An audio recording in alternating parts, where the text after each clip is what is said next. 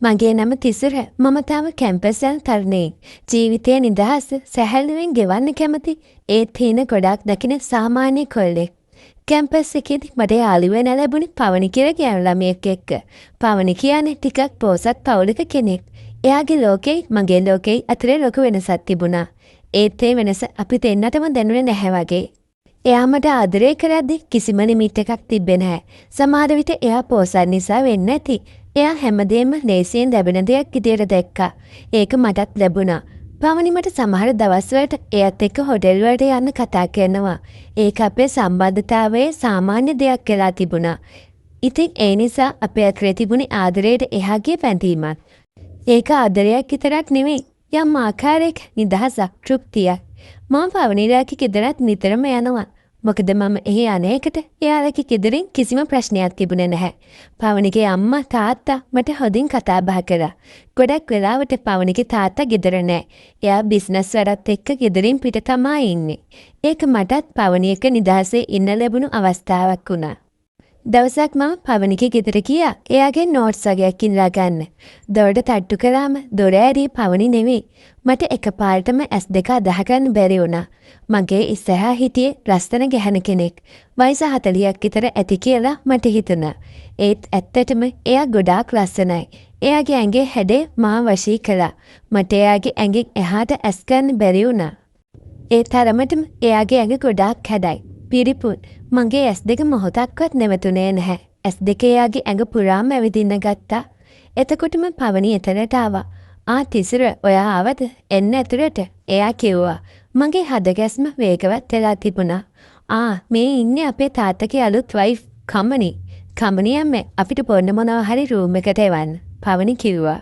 මට හිතා ගන්න බැරි වුණා. ඒ පවනිගේ කුඩම්ම කියලා. එයා ඒ තරමටම ලස්සනයි. තරුණ පෙනුමක් තිබුණා. පවනි මාව එයාගේ රූම් එකට එක්කරගෙන ගියා. ඒත් මගේ ඔළුව පුරාම දුවන්න ගත්තේ කම්මනිගේ රූපේ. එයාගේ ඇඟේ හැඩේ මා පිස්සු වටනා වගේ දැනුණා. මම වැඩේ කරගෙන ආපහු ගෙදර ගියේ කම්මනි අම්මගේ ඇඟ ගැන මතක් කර කර. මට හිතා ගන්න පුළුවන් වුණා පවනිගේ තාත්තා මෙච්චර වයසට ගිහිල්ලා මොකද කසාදයක් කරගත්තේ කියලා. ඒක සාධාරණයි.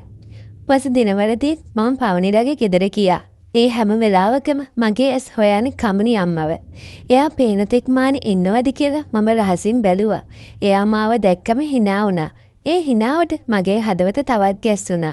පවනි මගේ ගර්ල්ෆ්‍රෙන්ඩ්. මම එයාට ආදරෙයි. ඒත් කම්මනි අම්මා කෙරේ ඇතිවුණු මේ හැඟීම මොකක්ද කියලා මට තේරුනේ නැහැ. ඒක තහනම් ආශාවක්, ලස්සන වරදක්. මගේ හිත පවනි හා කම්මනි අතර දෝලණය වෙන්න ගත්තා. පවනි එක්ක ඉන්නකොටත් මගේ හිතේ කොනක කම්මනි අම්මගේ රූපේ තිබුණා. දවසක් මට දරා ගන්න බැරි වුණා. මම පවනි නැති දවසක් බලලා එහි ගියා. මට ඕනේ වුණේ කම්මනි අම්මා එක්ක ටිකක් කතා කරන්න. පවනි කැම්පස් කියප මම දැනගෙන හිටියා. මගේ හිතේ තිබුණේ විකෘති ආසාවක්. මගේ හදවත වේගයෙන් ගැහෙන්න ගත්තා. දොරට තට්ටු කළාම එදත් ගෙදර දොර ඇරේ කම්මනි අම්මා. එයා එදා හිටපු විදිය දැකලා මගේ ඇඟ ගල් වුණා. මට දැනුනේ මගේ කයිසමත් ඉස්සෙනවා වගේ. එයා නාල තුවායක් ඇඳගෙන හිටියේ. තුවාය එයාගේ දණහිසට ටිකක් උඩින් අතර විරා. නාපු ගමන් නිසා වෙන්නේ නැති එයාගේ පිරිපුන් සිරුර තව තවත් කැපිලා පෙනුණා. තුවායෙන් වැහිලා තිබුණත් නැති වුණ මට එයාගේ ඇඟේ හැඩේ හොඳටම පෙනුණා. ඒ සුන්දරත්වයේ මා පිස්සු වැට්ටුවා. මගේ ඇස් එයාගේ ඇඟ පුරාම දුවන්න ගත්තා. එයාගේ උඩහිස් බෙල්ල සුන්දර පෙනුම මගේ හිත ඇවිස්සුවා. තිසර පුතා මොකද මේ වෙලාවේ? පවනි අද කැම්පස් ගියා නේද? එයා පුදුමයෙන් වගේ ඇහුවා. එයාගේ කටහඬත් හරිම මිහිරි වුණා. ඔව් කම්මනි අම්මේ. මම පොඩි වැඩකට ආවේ. මට හරියට කතා කරගන්න බැරි වුණා. මගේ හිතේ ආශාවයි බයයි දෙකම එකට කැරකුණා. එන්න පුතා ඇතුළට. පවනි දැන් එයා කිව්වා. පවනි දැන් එනවා කිව්වම මගේ හිත ගැස්සුණා. මගේ සැලැස්ම වර්ධිනවා කියලා හිතුණා. එයා ගේ ඇතුළට ගිහින් කාමරේ පැත්තට ගියා. මාරම අමාරුවක් තිබුණේ එයාව දැක ගන්න. ඒ ලස්සන ඒ ආසාව මාව ඇදගෙන ගියා. මගේ හිත කිව්වේ යන්න එපා. ඒක වැරදි කියලා. ඒත් මගේ ඇඟට ඒක නවත්ත ගන්න බැරි වුණා. මම ගියා එයා ගියපු කාමරේ පැත්තට. මම හිතුවා එයා දැන් කාමරේ ඇඳුම් මාරු කරනවා ඇති කියලා. මම අඩවල් කරලා තිබුණ දොරකින් එබිලා බැලුවා. මගේ හදවත කඩාගෙන වැටෙන්න වගේ වේගයෙන් ගැහුණා. පිටියට හේතු වෙලා එබිල පළද්දි මට පෙනුනේ එයා ලානිල් පාට නයිටියක් අඳින හැටි. එයාගේ පිට මට පැහැදිලිව පෙනුණා. ඒ සුන්දරත්වය මාව සිහිවිකල් කළා. ඒත් මම එබෙනකොටම එයා ඒක දැක්කා. එයා එකපාරටම බය වෙලා වගේ පිටිපස්ස හැරුණා. අපේ ඇස් එකිනෙක ගැටුණා. එයාගේ ඇස්වල තිබුණේ බයක්, පුදුමයක්, අප්‍රසාදයක්. ඒ මොහොතේ මට දැනුනේ මම කරපු වරදේ තරම. මගේ මුළු ඇඟම සීතල වෙලා ගියා. සෝරි කමනි ආන්ටි කියලා මට කියවුණා. ඒත් එයා මොනවත් කිව්වේ නැහැ. ඉක්මනට බය වෙලා වගේ බාත්රූම් එකට දිව්වා. මගේ හිතට ලොකු බයක් ආවා. පවනිගේ තාත්තට මේක ආරංචි වුණොත් මට කුටි කන්න වෙයි කියලා මට හිතුණා.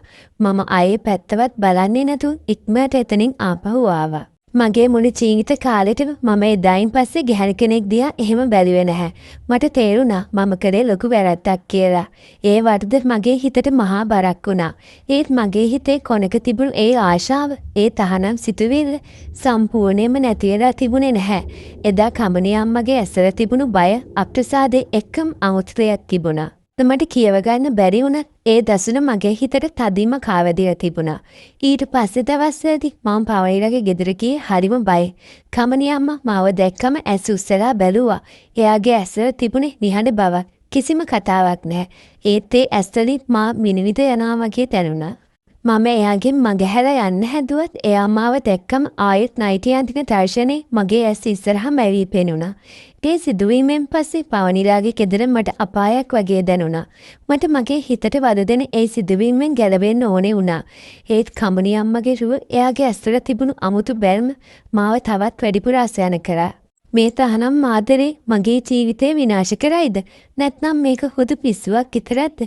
මටම මගේ හිත ප්‍රශ්න කරන්න ගත්තා. මේ අත්දැකීමෙන් පස්සේ මගේ ජීවිතේ කවදාවත් කලින් වගේ වෙන්නේ නැති බව මට විශ්වාසයි. මේ වගේ කතා කියවන්න කැමති අය අපේ සබ්ස්ක්‍රයිබ් කරගෙන යන්න. මේ කතාව ලස්සනයි නම් ලයික් එකක්, කමෙන්ට් එකක් දාගෙන යන්න අමතක කරන්න එපා.